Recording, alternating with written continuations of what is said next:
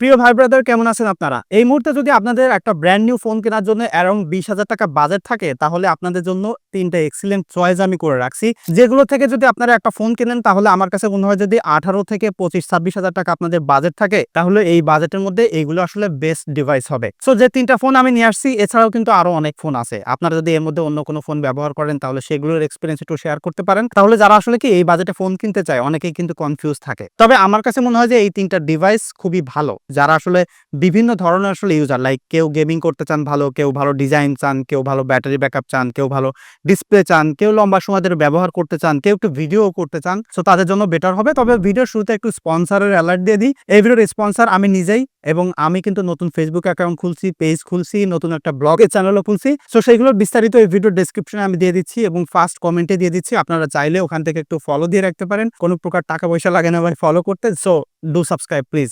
So যাই হোক, প্রথমে আসি CMA ফোন 1 কে নিয়ে। এই ফোনটা এখন আপনারা অ্যারাউন্ড ২২,০০০-২১,০০০ টাকার মধ্যে কিনতে পারবেন এবং CMA বা নাথিং ফোন কিন্তু সবসময় একটা ইউনিক ডিজাইন, ইউনিক একটা এক্সপেরিয়েন্স প্রোভাইড করে। CMA ফোনটাও কিন্তু তার এক্সেপশন কিছু নাই। এখানে কিন্তু আপনারা চাইলে ব্যাক কভার চেঞ্জ করতে পারবেন, বিভিন্ন অ্যাক্সেসরিজ ফিট ইন করাইতে পারবেন। সো সেটা ডেফিনিটলি ইউনিক একটা ব্যাপার। তবে ইউনিক ব্যাপারের থেকে একটা বড় ব্যাপার হলো একটা ফোন চালিয়ে মজা পাওয়া।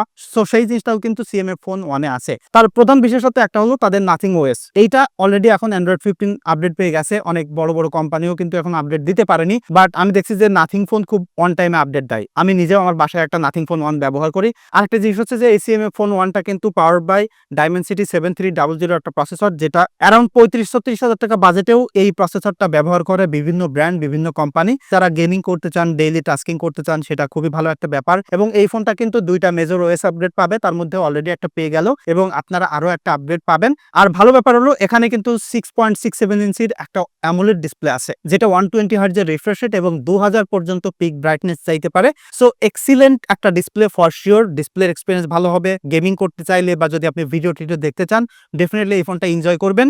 এবং এখানে কিন্তু 50 মেগাপিক্সেলের একটা মেইন সেন্সর আছে আর 2 মেগাপিক্সেলের একটা ডেপথ সেন্সর আছে। তবে 50 মেগাপিক্সেলের যে সেন্সরটা আছে, সেটার একদম আমার কাছে মনে হচ্ছে হাইয়েস্ট পোটেনশিয়ালিটি তারা ব্যবহার করছে।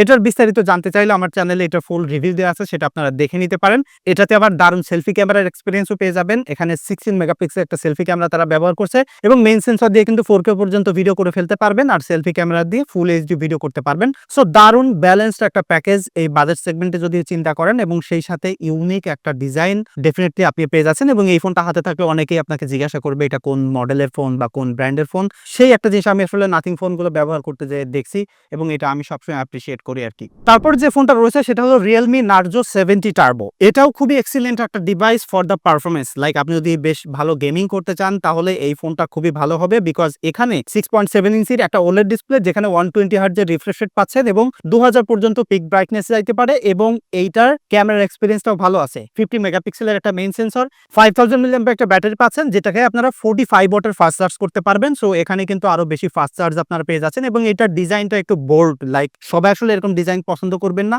বাট আমার কাছে মনে হয় যে অনেকেই এই টাইপের এরকম বোল্ড একটু ইউনিক ডিজাইনের ফোন পছন্দ করেন।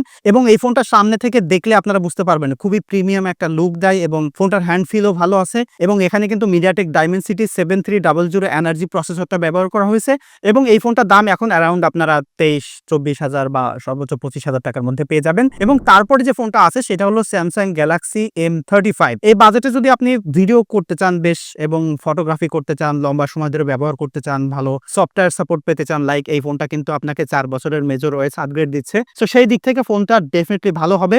বিকজ এই ফোনটাতে 6.6 ইঞ্চির একটা সুপার অ্যামোলেড ডিসপ্লে ব্যবহার করা হয়েছে, যেখানে ১২০ হার্টজের রিফ্রেশ রেট তো রয়েছেই, তার সাথে 1000 পর্যন্ত হাই ব্রাইটনেস মোড রয়েছে, যেটা আপনি একদম প্রপার লাইটে খুব ভালোভাবে ব্যবহার করতে পারবেন। এবং এই ডিসপ্লেটাকে কিন্তু প্রোটেক্ট করতেছে gorilla glass Victus plus. So definitely ভালো একটা প্রোটেকশন এখানে পাচ্ছেন এবং অলওয়েজ অনও কিন্তু এই ডিসপ্লেটাতে রয়েছে। আর তাছাড়া এই ফোনটাকে পাওয়ার করতেছে Exynos 1380 প্রসেসর, যেটা আপনারা এর থেকে দামি ফোন Galaxy A35 এ কিন্তু পান। অর্থাৎ Galaxy A35 এর টোটাল প্যাকেজটাই কিন্তু আপনারা M35 এ পেয়ে যাচ্ছেন। 50 মেগাপিক্সেল একটা মেইন সেন্সর রয়েছে এবং 8 মেগাপিক্সেলের একটা আলট্রা ওয়াইড সেন্সর রয়েছে এবং 2 মেগাপিক্সেলের একটা ম্যাক্রো সেন্সর রয়েছে।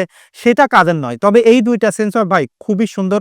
নরমালি আপনি যদি ছবি তুলতে চান, তাহলে এক্সিলেন্ট এক্সপেরিয়েন্স পাবেন। পোর্ট্রেট তুলতে গেলেও ভালো হবে, তবে প্রবলেম যেটা সেটা হলো ডিজিটাল জুম নাই। আর নর্মালি স্যামসাং এর এইসব রেঞ্জের বা এ সিরিজের ফোনগুলো তো ডিজিটাল জুম দেয় না, তবে ছবির এক্সপিরিয়েন্স ডেফিনেটলি ভালো আছে। আর একটা বড় ব্যাপার হলো যে এই ফোনটার সেলফি ক্যামেরা দিয়ে এবং মেইন সেন্সর দিয়ে আপনি 4K পর্যন্ত ভিডিও করতে পারবেন, সেটা ডেফিনেটলি অ্যাপ্রিশিয়েট করার মতো, বিকজ এইসব বাজেটে এই জিনিসগুলো আসলে তেমন কোনো ফোন দিচ্ছেই না। সো আপনি যদি ভিডিও করতে চান, নর্মালি ফটোগ্রাফি করতে চান, তাহলে এই ফোনটা খুবই ভালো হবে। এবং এখানে 6000 মিলিঅ্যাম্পিয়ার একটা ব্যাটারি পাচ্ছেন, যেটাকে 25 ওয়াট পর্যন্ত ফাস্ট চার্জ করতে পারবেন। সো ব্যাটারি ব্যাকআপ ভাই আপনি শেষ করতে পারবেন না ফর শিওর। তবে এই ফোনটা হাতের মধ্যে একটু বেশ হেভি ফিল হয়, বেশ বাল্কিয়ার লাগে। তবে ডিজাইনটা সাবজেক্টিভ, বাট আপনার যদি ডিজাইনটা ভালো লাগে তাহলে এই ফোনটা আপনি কিনতে পারেন।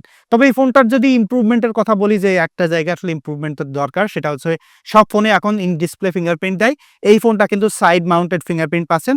সো সেই জায়গাটা ছাড়া আমি বলতে পারি যে এই ফোনটা খুবই এক্সিলেন্ট একটা ফোন। লাইক আপনি লম্বা সময় ধরে সফটওয়্যার সাপোর্ট পাচ্ছেন, ভালো বিল্ড কোয়ালিটি আছে, ভালো ডিসপ্লে আছে, ভালো ক্যামেরা এবং ভালো ভিডিওর এক্সপিরিয়েন্স। এবং মোরওভার এটার প্রাইস কিন্তু এখন আপনারা অ্যারাউন্ড 23 থেকে 24,000 টাকা, সামহাও আপনারা 22,000 টাকাও পেয়ে যেতে পারেন। তবে প্রাইসের ব্যাপারটা কিন্তু প্রতিদিন ওঠানামা করে। তবে একটা এস্টিমেট হলো যে 25,000 টাকার মধ্যেই এই যে 3টা ফোন বললাম, এই 3টা ফোন হবে। তো এখন হয়েছে কি যে আমি 20,000 টাকা দিয়ে শুরু করলাম কেন?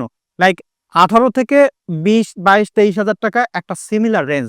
যখন আপনি 20,000 টাকা বাজেটে ফোন কিনবেন, তখন হয়তোবা 1-2,000 টাকা বাড়িয়ে যদি আপনি ফোনটা কেনেন তাহলে একটু বেটার হয়। এই বাজেটে অনেক ফোন আছে, তবে আসলে একটা রিলায়েবল ব্র্যান্ডের ফোন কিনতে পারাটা আসলে বেটার আমার মনে হয়। যে এইজন্য আমি বলছিলাম যে যদি আপনারা এরকম বাজেট থাকে তাহলে এই 3টা ফোন থেকে একটা কিনতে পারেন। আর যদি আপনার কাছে অন্য কোনো বেটার অপশন মনে হয়, সেটা তো ডেফিনিটলি কমেন্ট করে জানাতে পারেন। তাহলে অন্যরা যারা আসলে কিনতে চাচ্ছে তাদের ডিসিশন নিতে আরো সহজ হবে। দেখা হচ্ছে আগামীকাল। তবে তার আগে একটু বলে দিই, কমেন্টে কিন্তু আমি আমার চ্যানেলের লিংক, পেজের লিংক দিয়ে রাখছি, সেখান থেকে আপনারা সাবস্ক্রাইব করতে ভুলবেন না। ধন্যবাদ সবাইকে।